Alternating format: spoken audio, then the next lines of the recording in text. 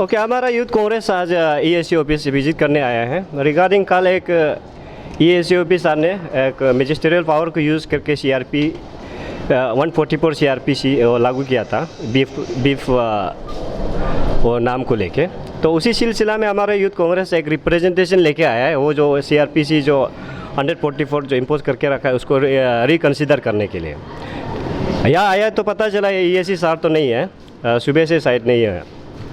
तो हमारा इंटेंशन ये है कि जो सीआरपीसी 144 इम्पोज करके रखा है वो गलत है बोल के। This order is not in the interest of the people of Arunachal Pradesh, specially tribal state. जो हमारा बाहर स्टेट में, मेनलैंड स्टेट में जो इश्यूज है हमारे ट्राइबल स्टेट में ये इम्पोज नहीं हो सकता है। जो नियम नीति वहाँ जो बनाता है या अरुणाचल में अलग होता है, ये ट्राइबल का कल्चर अलग होता है। तो वही पॉइंट को लेके हम आया था।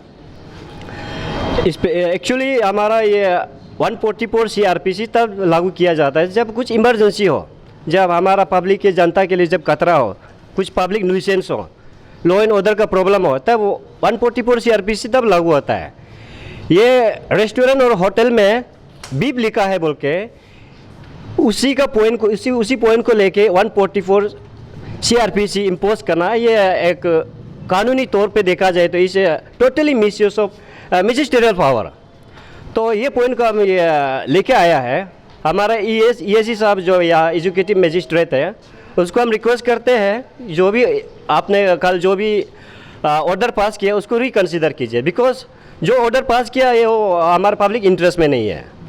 हम लोग, आप सभी जानता है अरुणाचल यहाँ के लोग रहन सहन खान पान कैसे होता है।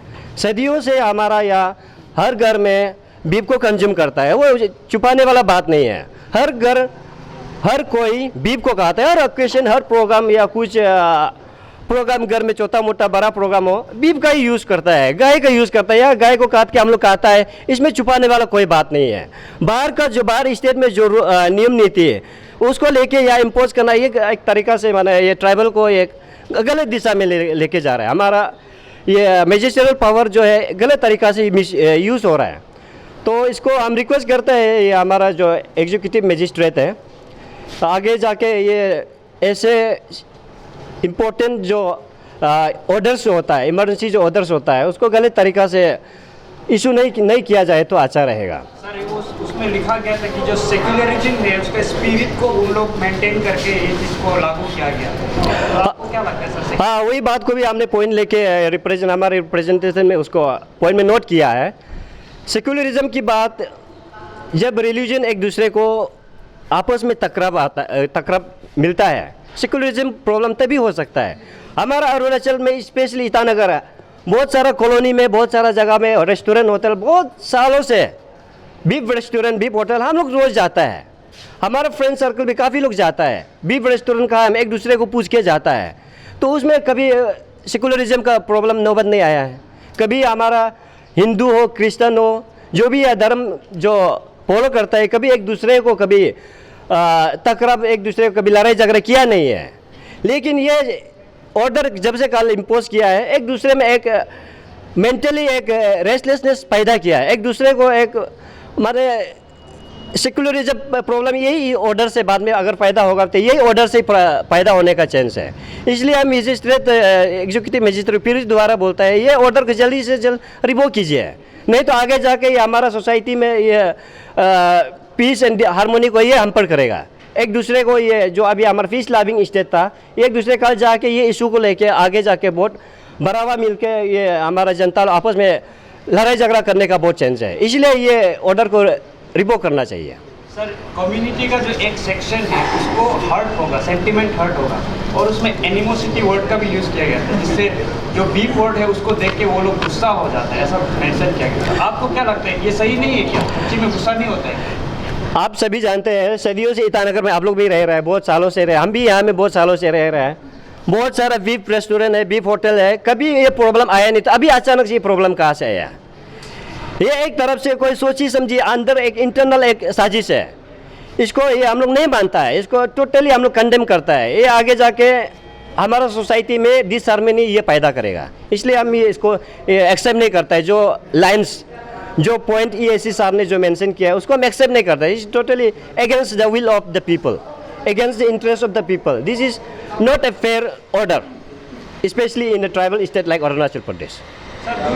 इस विषय में मैं ये बताना चाहता हूँ कि जो मजिस्ट्रेट ने एग्जीक्यूटिव ऑर्डर इशू किया है, इसको लेके सोशल मीडिया में काफ़ी रिएक्शन है.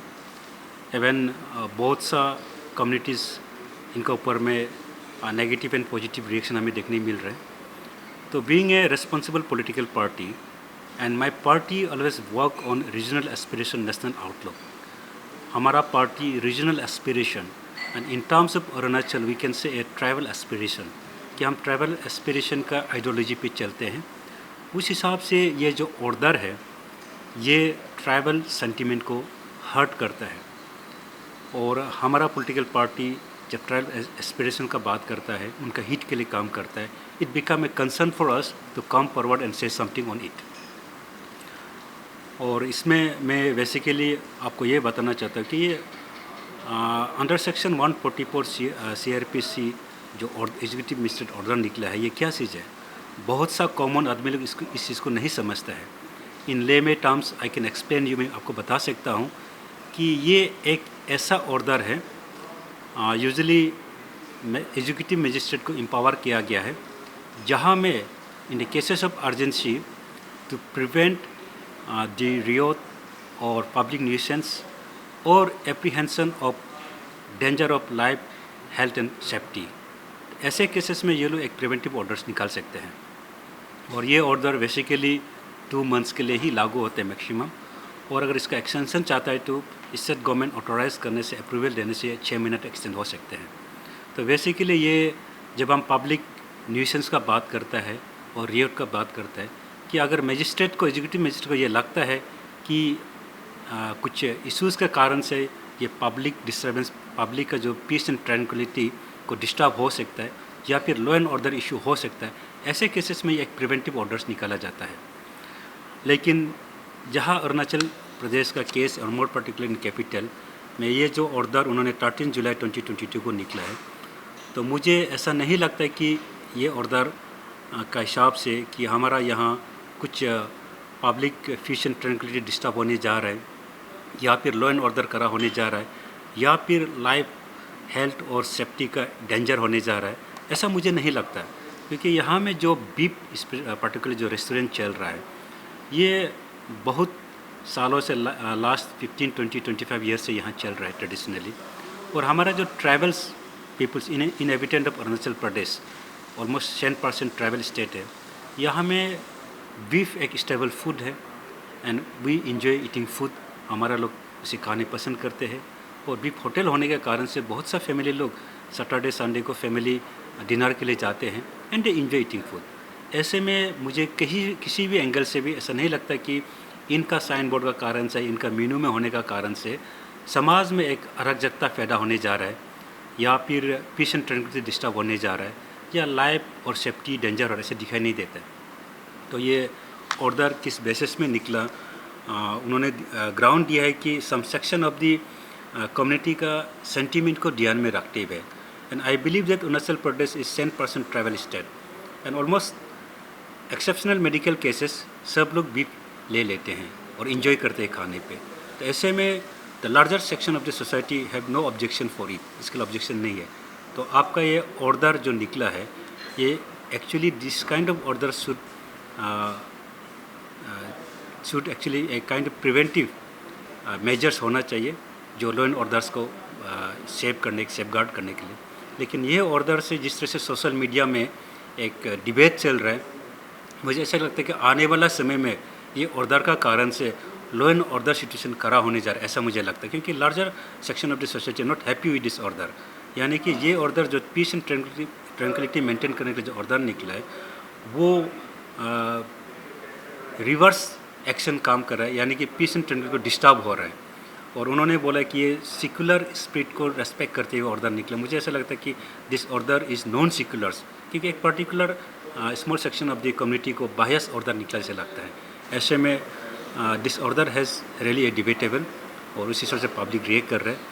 सेकेंडली मैं समझ में नहीं आता कि ऑर्डर क्यों इशू किया, क्योंकि ईटानगर म्यूनिसिपल कॉरपोरेशन की जो बॉडी जो लाइसेंसिंग अथॉरिटी है फॉर ऑल दी शॉप्स, तो वो लोग बीफ होटल करने के या बीफ रेस्टोरेंट के लिए लाइसेंस देते हैं। तो फिर इनका ये एजुकेटिव मिनिस्टर का ऑर्डर है, तो उस लाइसेंसी जो और ईटानगर म्यूनिसिपल कॉरपोरेशन से इशू कर उनका कॉन्ट्रास्ट में है। तो ये इनकेस किसी सेंटीमेंट को अगर हर्ट करता है सोचने से, इन्हें अगर प्रिवेंटिव वे से लेना है बोलने से, आप जहाँ से लाइसेंस इशूइंग अथॉरिटी है वहाँ में एक लिमिटेशन कोटा बेस में कीजिए कि ईटानगर में इतना लाइसेंस होना चाहिए, नाहरलगुन में इतना होना चाहिए, या डिस्ट्रिक्ट में इतना होना चाहिए, तब जाके एक लिमिटेशन खोल सकता है। लेकिन उसमें आप फोकस नहीं करके सीधा फूड हैबिट, यानी कि ये ऑर्डर ऐसा लगता है कि किसी का किचन पे घुस के किचन का आइटम को डिक्टेट कर रहा है, ऐसा लगता है मुझे। इसलिए in the greater interest of the public of Arunachal Pradesh, more particularly the tribal peoples, मेरा हिसाब से ये ऑर्डर को एजुकेटिव मजिस्ट्रेट नाहरलगुन पब्लिक का हित के लिए वापस विड्रॉ करने से बहुत अच्छा है। And recently I have talk with the EAC Naharlagun also, तो उन्होंने बताया था कि इनका कोई गलत इंटेंशन नहीं था। Mushrooming of beef hotel come of होने के कारण से उन्हें प्रिवेंट करने के लिए उन्होंने ये ऑर्डर निकला। तो मेरे हिसाब से instead of passing this order, वो IMC को लिखना चाहिए कि आप इस टाइप का लाइसेंसिंग हो सकने से एक लिमिटेड कोटा सिस्टम इशू करो, ताकि ये मशरूमिंग ग्रो ना हो। तो वहाँ से जब आप लाइसेंस अप्लाई करने वालों को लाइसेंस दे रहे हैं, उनसे रेवेन्यू ले रहे हैं, फिर आप यहाँ साइन बोर्ड नहीं लगाने का बात कर रहे हैं, उस टाइप का होटल नहीं खोलने का बात कर रहे हैं। Actually I don't find any bad in this sign board, क्योंकि sign board is kind of advertisement कि उसका होटल में कौन सा फूड मिलता है।